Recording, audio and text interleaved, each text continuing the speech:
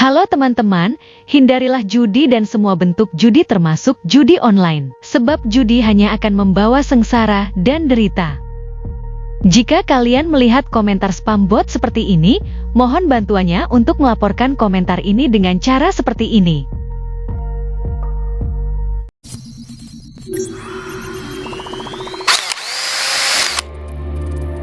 Assalamualaikum warahmatullahi wabarakatuh. Selamat datang kembali di Rio Hotspot Channel. Lanjut, ada yang minta kami bahas soal AFF. Emang masih doyan sama AFF? Jangan gitu bang. Ya mungkin aja ada yang masih ngebet tuh, atau masih terjebak ya di masa lalu soal ASEAN. Padahal kan level timnas kita udah Asia bahkan dunia. Tapi ya sayang banget sih emang dihancurin sama yang namanya bisnis dan politik PSSI. Ujung-ujungnya piala Ciki juga yang diuber-uber. AFF musim ini digelar itu home away ya, alias nggak ada tuan rumahnya. Ya pesertanya ya bisa di tuan rumah gitu kan. Nah Indonesia kemarin udah ada drawing ya. Drawingnya itu udah dilakuin dan Indonesia berada di grup A nih. Satu grup dengan Vietnam, Singapura, Kamboja, dan salah satu pemenang kualifikasi nih antara Timor Leste dan juga Brunei Darussalam. Terus apa yang mau kita bahas dari AFF? Ajang ini tuh belum resmi loh. Meskipun FIFA kemarin udah ambil alih AFF, tapi kan ajangnya beda. Itu ajang FIFA ASEAN Cup, bukan AFF. Kalau AFF tetaplah AFF yang 11-12 dengan tarkam, tanpa adanya VAR, tanpa wasit yang berkelas dan penuh dengan drama kecurangan wasit. Kami tuh udah muak dengan yang namanya AFF loh. Bahkan Sintayong aja dulu minta AFF ini tuh dihentikan alias di stop, dibubarin aja. Sebab nggak ada faedahnya, nggak ada gunanya, cuma buat ajang gengsi-gengsian doang. Coba lihat, kalau timnya menang, ejek tim lain. Padahal timnya sendiri menang juga nggak dapat apa-apa. Kalau timnya kalah, emosi, bikin huru-hara. Terus faedahnya apa coba? Ranking nggak naik juga tuh. Ya kalau buat kami pribadi terserah PSSI sih. Kalau PSSI mau cari muka dan ngembaliin kepercayaan masyarakat dengan juara AFF dan pakai full pemain diaspora, yaitu yowes sakarpe PSSI. Tapi kalau PSSI pakai timnas senior di AFF, apakah nantinya nggak jadi omongan orang? Sekelas AFF pakai full pemain timnas senior, apa cuma segitu keinginan timnas Indonesia, kehebatan timnas Indonesia? Lah buat apa pemain mahal-mahal kalau ujung-ujungnya cuma main di AFF? Tapi kita juga jangan lupa PSSI mana mikir ke situ. Pasti dengerinnya lebih ke Toel CS. Kan Toel CS pernah bilang katanya, buat apa level Asia kalau piala AFF aja kita belum pernah dapat gitu kan? Ya dia udah terserah PSSI itu mah. Intinya sekarang tuh kami udah nggak respect sama PSSI yang sekarang. Apalagi ditambah kemarin ya, ini mantan pelatih timnas si Patrick SpongeBob itu akhirnya buka suara nih selama dia berada di timnas Indonesia. Kata si Patrick, selama dia di timnas Indonesia, katanya tuh ada berita kemarin seperti itu ya. Soal benar atau enggaknya kami juga nggak tahu. Katanya ada berita seperti itu. Katanya si Patrick ngomong selama di timnas Indonesia, dia ini cuma terkekang katanya, nggak boleh pilih pemain sendiri, bahkan strategi pelatihan pun itu bukan dia yang nentuin. Jadi istilahnya dia di timnas itu cuma diambil namanya doang, kepopularitasan si Patrick Kluivert doang. Yang pilih pemain bukan dia, yang bikin strategi juga bukan dia. Makanya pantesan aja dia cuma senyum-senyum nyengir-nyengir kuda ya. Itu sekelas Patrick Kluivert, mantan pemain Barcelona, mantan pemain timnas Belanda. Lagi mana dengan John Hartman yang pamornya lebih rendah dari Kluivert atau STY? Apa nggak disetir abis tuh sama PSSI? Karena kan faktanya sekarang di PSSI itu soal pelatih timnas itu bukan soal CV-nya bagus, bukan soal dia bagus ngelatihnya, bukan pelatih ini banyak taktik dan juga bagus strateginya, tapi yang dipilih PSSI sekarang itu apakah si pelatih ini mau disetir atau enggak, kan cuma itu.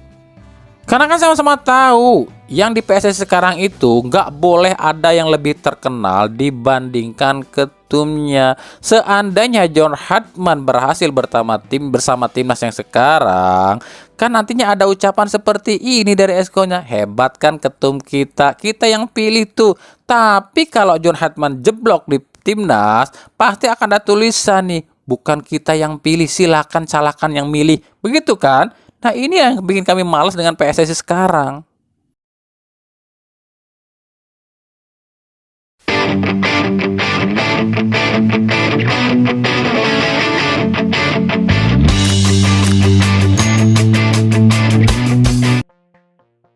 Oke, tinggalkan sajalah timnas Indonesia yang mungkin ya sebenarnya kita juga masih berharap-harap, cuman ya nggak tahu deh dengan sifat dan sikap PSSI sekarang. Oke, kita lanjut aja deh.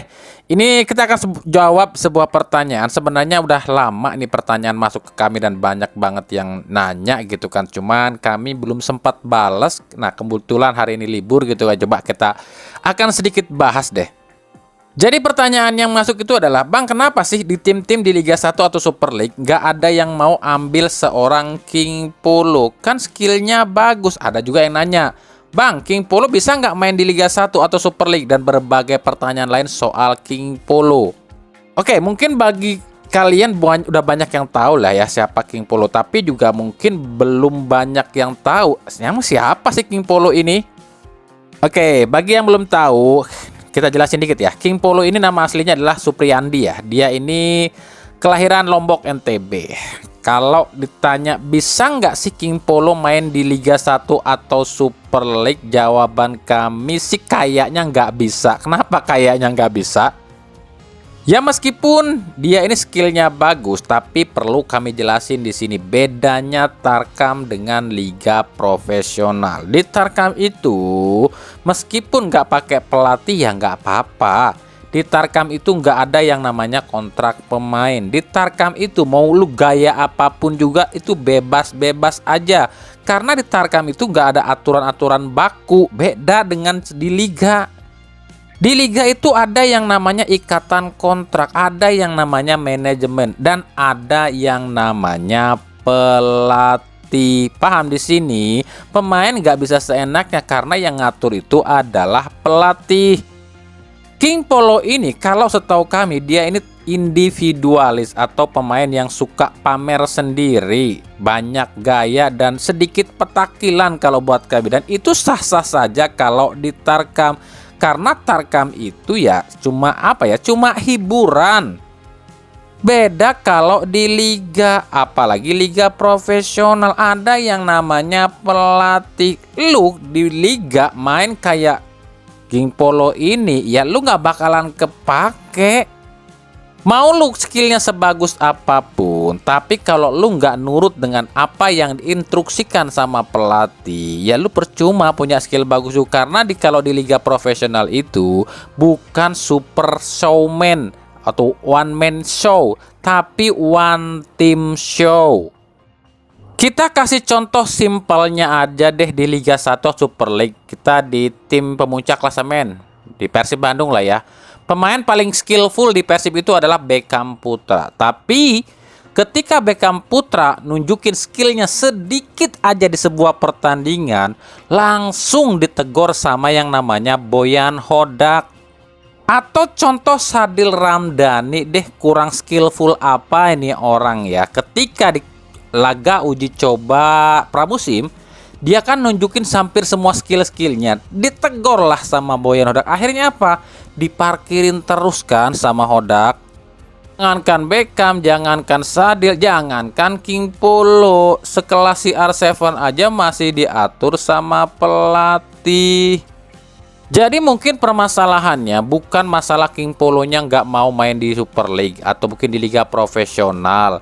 Tapi mungkin juga para pelatih di klub pun lagi mikir dua kali buat ngerekrut namanya King Polo. Karena ya kalau King Polo itu kan lebih suka mengeksploitasi diri sendiri atau skill pribadi. Sementara kalau di liga ya kita mengandalkan kerja sama tim. Makanya sampai sekarang kenapa kok nggak ada tim yang mau ngerekrut King Polo ya? Mungkin salah satu itu sebabnya ya.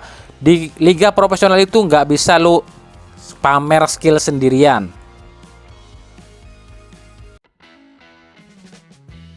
Kita lanjut ke pertransferan. Kita mulai dari Bali United. Nah, Bali United kabarnya akan mendatangkan atau kedatangan dari back kiri deh ya. Back kirinya Persik Kediri Yusuf Mailana. Nah, ini Yusuf ini didatangkan karena Bali United gagal mendapatkan seorang Alfreanda Dewangga dari Persib. Ya kedengarannya sih agak mustahil ya kalau misalnya Mas Ucup ini dilepas sama Persik Kediri. Sebab ya kita masih inget ya 2 musim yang lalu kalau nggak salah ini Mas Ucup ini tuh dirumorkan ke Persib Bandung dan hampir jadi loh ke Persib Bandung. Tapi tiba-tiba nggak dilepas sama Persik Kediri. Tapi kok kenapa sekarang malah dilepas ke Bali United? Nah, kedatangan duo Hanusa dari Persib ya mungkin mau nggak mau ya harus membuat Mas Ucup ini tuh ya tergusur juga ya posisinya, karena ya kalian udah lihat ya duo Hanusa udah resmi dipinjamkan ke Persik Kediri oleh Persib.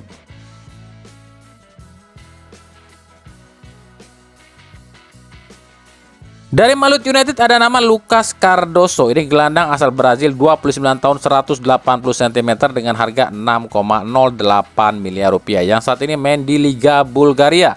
Tampil 18 kali, cetak 4 gol dan 1 assist. Lucas Cardoso ini diproyeksikan atau didatangkan untuk menggantikan slot yang ditinggalkan oleh Vico Duarte yang pindah ke Dewa United.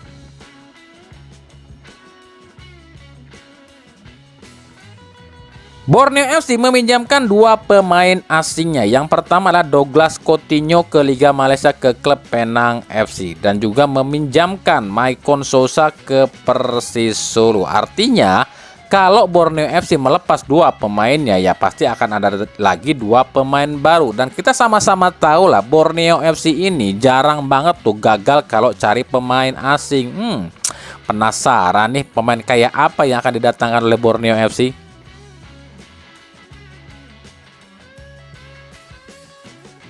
Lanjut. Nah, tuh ada kan pengumuman dari pihak Persib.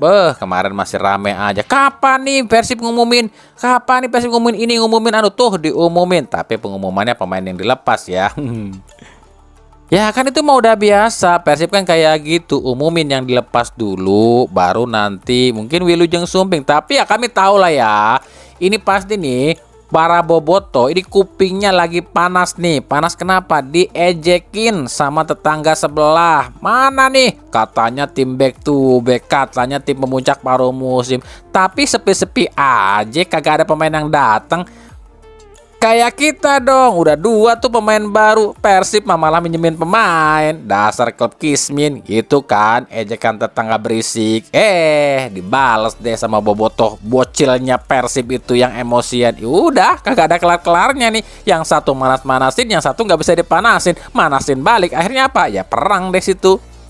Tapi ya seperti biasa lah, Persib kalau udah ngumumin pemainnya dilepas ya biasanya selanjutnya adalah Wilujeng Sumping. Nah pertanyaannya, siapa yang akan diumumkan duluan? Apakah lokal atau asing? Kok gitu ya? Dah kan ada lokal ada asing. Emangnya udah ada bang? Udah. Nah sekarang mungkin aja nih ya tim kreatifnya Persib ini lagi milih-milih konsep tuh. Mau pakai gaya yang apa? Apakah kenalin lewat Videotron, atau mungkin koran, atau radio, Mobiltron, atau berbagai macam. Nah kan belum tahu nih. Nah pertanyaannya, siapa nih yang akan diumumkan oleh Persib? Salah satunya kita kasih cluenya tipis-tipis dulu deh. Ini petunjuknya tipis-tipis aja dulu. Apa itu ya? Gini deh.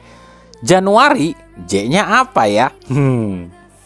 By the way, aing mah hoream ningali si Barbat teh meuni baeud kitu. Siga eueuh gairah deui di Persib, atau geusip lah lepaskeun wae lah moal balek pemain geus kitu mah. Coba tingali daek-daek henteu latihan age.